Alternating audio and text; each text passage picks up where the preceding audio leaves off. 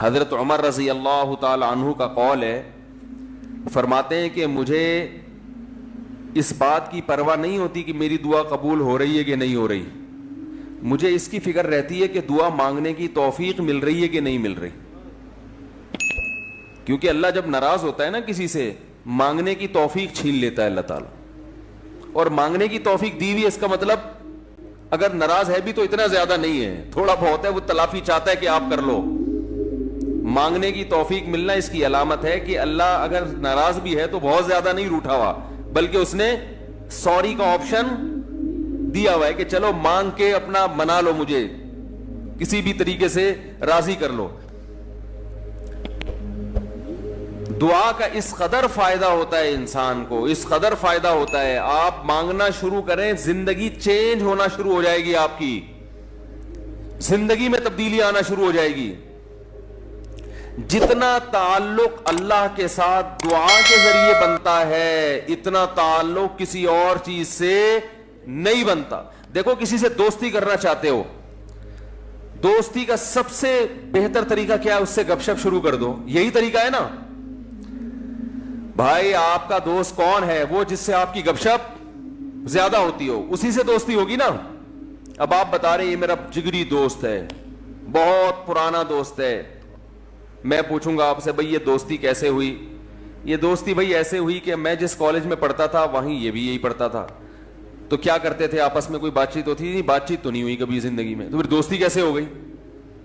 پڑھتے تو بہت سارے لوگ ہیں. دوستی کے لیے سب سے پہلی چیز کیا ہے؟ بات چیت. دعا میں انسان بات چیت شروع کر دیتا ہے کس کے ساتھ؟ اللہ کے ساتھ. تو اللہ اور بندے کا کنیکشن مضبوط ہونا شروع ہو جاتا ہے. اس لیے اہل اللہ کو تو اس کی پرواہ نہیں ہوتی کہ میری دعا قبول ہو بھی رہی ہے کہ نہیں ہو رہی ہے. وہ کہتے ہیں ہمیں مانگنے کی توفیق مل رہی ہے. معذرت کے ساتھ تھوڑی میں ابیوز لینگویج استعمال کرتا ہوں کہ بھاڑ میں جائے قبول ہونا، ٹھیک ہے نا. ہمیں تو اس بادشاہ کے دربار میں ہاتھ پھیلانے کی توفیق مل رہی ہے، بس ہمارے لیے اتنا کافی ہے، تعلق بحال ہے ہمارا اس سے.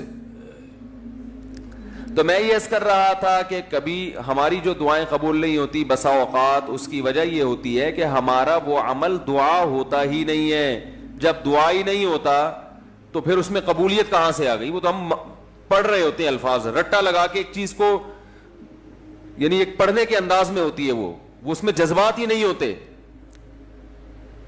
جذبات کن لوگوں کے ہوتے ہیں؟ امام بخاری رحمہ اللہ تعالی کی سوانے پڑھیں آپ. بچپن میں نابینا ہو گئے، والدہ تو آپ کو بڑا علم سکھانا چاہتی تھی، پریشان کہ اللہ یہ تو میرا بچہ ہی نابینا ہو گیا. تو رات کو مصلے پہ گڑ گڑا کے دعا مانگنا شروع کی، اے اللہ میرے بچے کی بینائی واپس لوٹا دے، اے اللہ اس کی بینائی واپس لوٹا دے. اتنا مانگا ہے کہ روتے روتے دعا مانگتے مانگتے آنکھ لگ گئی. خواب آیا، دو فرشتے آپس میں بات کر رہے ہیں کہ اللہ نے اس عورت کی دعا قبول کر لی ہے اور اس کے بچے کو بینائی لوٹا دی ہے. جب آنکھ کھلی ہے تو دیکھا کہ بچے کی بینائی واپس لوٹ چکی تھی، بینائی واپس لوٹ چکی تھی.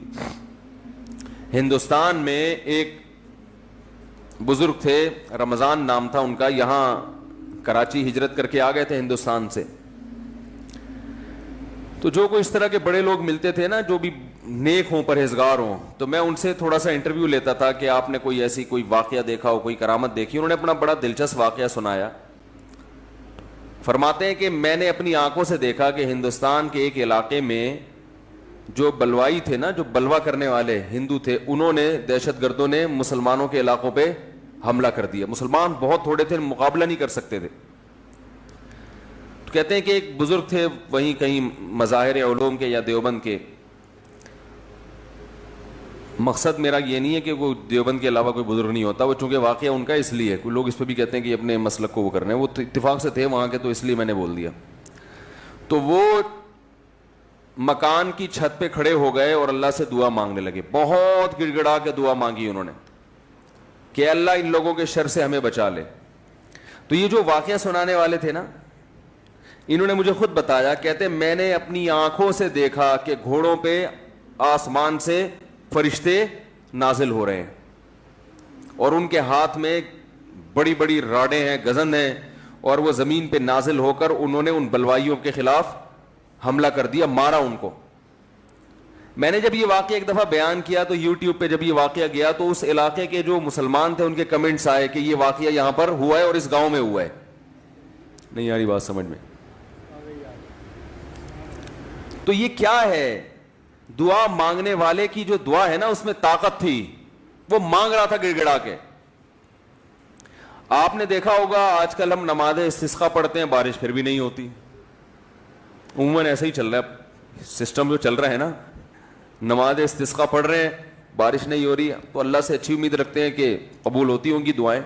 لیکن پہلے دعائیں نماز استسقاء کی فوراً قبول ہوتی تھی اور ان کا ظاہر بھی قبول ہوتا تھا. یہ ہم نے بھی اپنے بڑوں سے بھی سنا. میری دادی نے, اللہ ان کی مغفرت کرے, خود بتایا, انہوں نے بتایا کہ ہندوستان میں جب بارشیں برسنا ختم ہو جاتی تھی تو مظاہر علوم سے, دیوبند سے علماء کی ایک جماعت نکلتی تھی, سہارنپور سے, اور عورتیں, بچے, مرد, بوڑھے سب ان کے ساتھ نکل کے میدان میں جاتے تھے.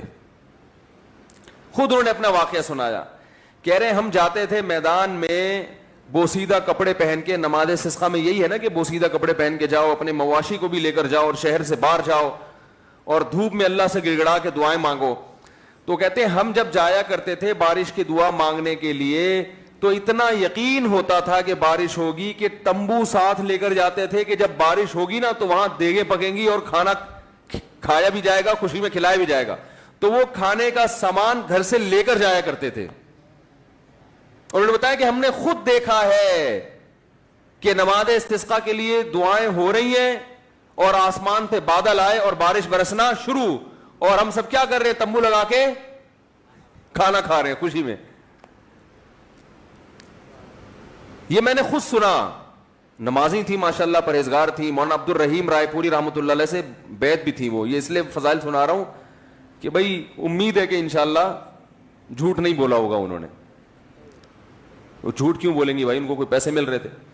یہاں ہمارے پڑوس میں یہی اسی مسجد میں سامنے ایک ڈاکٹر صاحب رہا کرتے تھے, آپ کو معلوم ہوگا, یہاں ایک ڈاکٹر صاحب رہتے تھے نا سامنے والے گھر میں. ان کے والد صاحب بھی بوڑھے آدمی تھے, اللہ تعالیٰ اگر زندہ ہیں تو اور عمر میں برکت دے, انتقال ہو گیا تو اللہ ان کی مغفرت کرے. میرے سے بڑی گپ شپ تھی ان کی. مجھے بس یہ کہتے تھے آپ اتنے پتلے کیوں ہیں؟ اب تو میں تھوڑا موٹا ہو گیا تھا, بہت ہی پتلا تھا. کہہ رہے ہیں آپ مولوی ہو کے اتنے باریک سے کیوں ہیں؟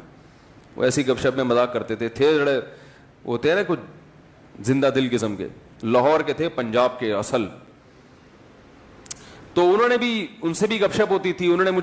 انہوں نے بھی ایسے, میں نے ان کو بتایا کہ ہماری دادی سے ہم نے سنا کہ وہاں ہندوستان میں جب جایا کرتے تھے نماز استسقاء کے لیے تو بارش ہو جاتی تھی. آپ نے کبھی ایسا دیکھا؟ انہوں نے کہا ہم نے خود اپنی آنکھوں سے دیکھا.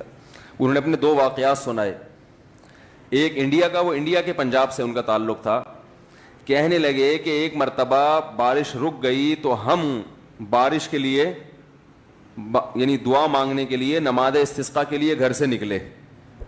سنت یہ ہے کہ نماز استسقاء میں آپ ایک تو آبادی سے دور جائیں, نمبر 2 تھوڑے بوسیدہ کپڑے پہن کے جائیں, سب جائیں, بچے بھی جائیں, عورتیں بھی جائیں, مرد بھی جائیں, بوڑھے بھی جائیں, سب لوگ جائیں, اور بہت لمبی دعا مانگی جائے, بہت اطمینان کے ساتھ دعا مانگی جائے.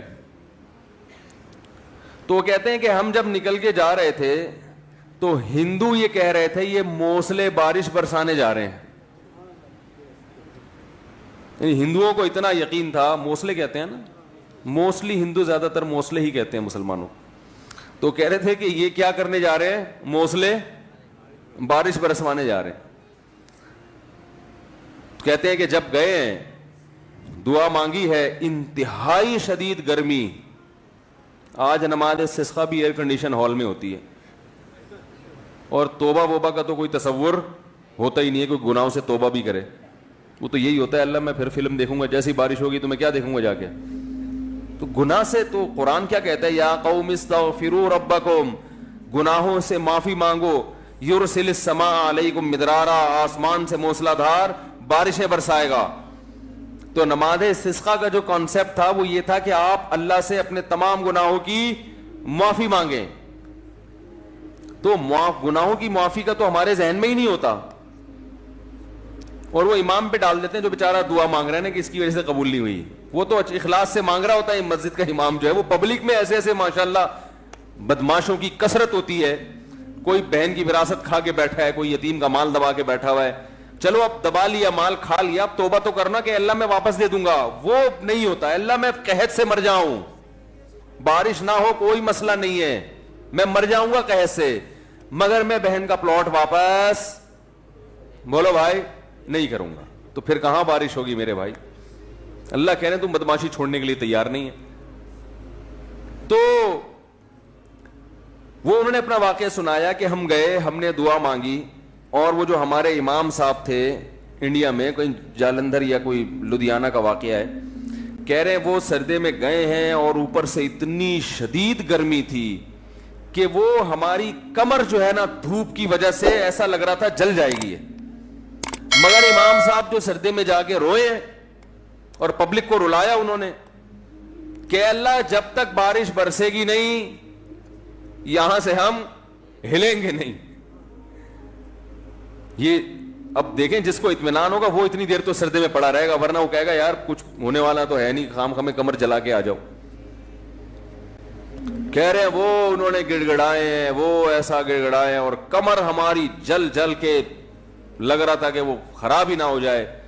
اور پھر انہوں نے مجھے خود سنایا واقعہ, کہتے ہیں ہم نے دیکھا کچھ دیر ہوئی ہے, اس کے بعد گہرے بادل آئے ہیں اور وہیں بارش برسنا شروع ہو گئی ہے. اور کہہ رہے ہیں جب تیز بارشیں ہوئی ہیں تو ہم جب واپس آ رہے تو ہندو ہنس رہے اور کہہ رہے تھے یہ موسلے بارش برسوا کے آ رہے ہیں. ہندوؤں کو بھی یقین ہوتا تھا یہ موسلے بڑے تیز ہیں. آج کا جو موسلا ہے میرے بھائی ہم جیسے نالائقوں پر مشتمل ہے, تو پھر ہم اپنی ذمہ داری پوری نہیں کر رہے. اللہ کہتے تمہیں یقین نہیں ہے, تو پتہ نہیں کیا کر رہا ہے یہاں بیٹھ کے, ادھر توجہ. میں نے تو دیکھا ہے دعا مانگتے مانگتے نا جیب میں چیک کر رہے ہوتے ہیں کتنے پیسے پڑے ہوئے ہیں, 5,000 کا تو ہے نا, وہ خراب تو نہیں ہوا. ہاں وہ آمین, پھر وہ پھر وہ تھوڑی دیر میں یہاں کھو جائے گا, پھر ادھر کھو جائے گا.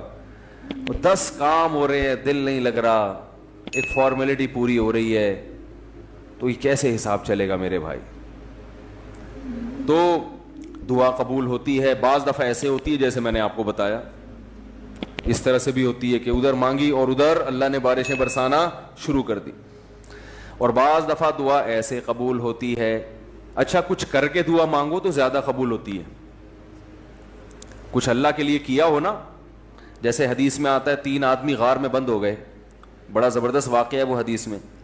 غار میں گئے تھے, اوپر سے پتھر لڑکا اور غار کا منہ بند, اب نکلنے کا راستہ ہی نہیں, اور ان کو کوئی آواز بھی نہیں باہر جا سکتی, فون وون تو ہوتا نہیں تھا پہلے.